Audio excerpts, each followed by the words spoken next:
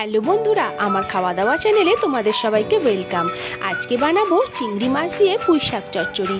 এখানে আমি কুমড়ো, চিচিঙে, পুঁই শাক, আলু কেটে নিয়েছি। শাকগুলো আলাদা করে কেটেছি। চিংড়ি মাছটা এখানে ধুয়ে নুন হলুদ মাখিয়ে রেখেছি। কড়াই তেলে 5 ফোড়ন দিয়ে কেটে রাখা সবজিগুলো দিয়ে দিলাম। আর হ্যাঁ, এতে আমি একটা বেগুনও দিয়েছি। এরপর মশলার মধ্যে দিলাম আদা বাটা, ধনে জিরে গুঁড়ো, লঙ্কা হলুদের গুঁড়ো আর চিংড়ি মাছটাও আমি এর সাথে দিয়ে দিয়েছি। কষতে কষতে ওটা ভাজা হয়ে যাবে। এরপর শাকটা দিলাম, দিয়ে পরিমাণ মতো নুন দিয়ে আবারও এটাকে ভালো করে আমি কষিয়ে নিলাম। এরপর আমি এটা কুকারে দিয়ে 4টে সিটি মেরে নিয়েছি, কারণ পুঁই শাকের ডাঁটা সেদ্ধ হতে একটু টাইম লাগে। এরপর আমি সেদ্ধ করে রাখা শাকটা কড়াই ঢেলে একদম শুকনো শুকনো করে চিনি দিয়ে রেডি করে নিলাম পুঁই শাক চচ্চড়ি। তোমাদের কেমন লাগলো রেসিপিটা আমাকে কমেন্ট করে অবশ্যই জানিও। আর চ্যানেলটিকে সাবস্ক্রাইব করতে ভুলো না বন্ধুরা।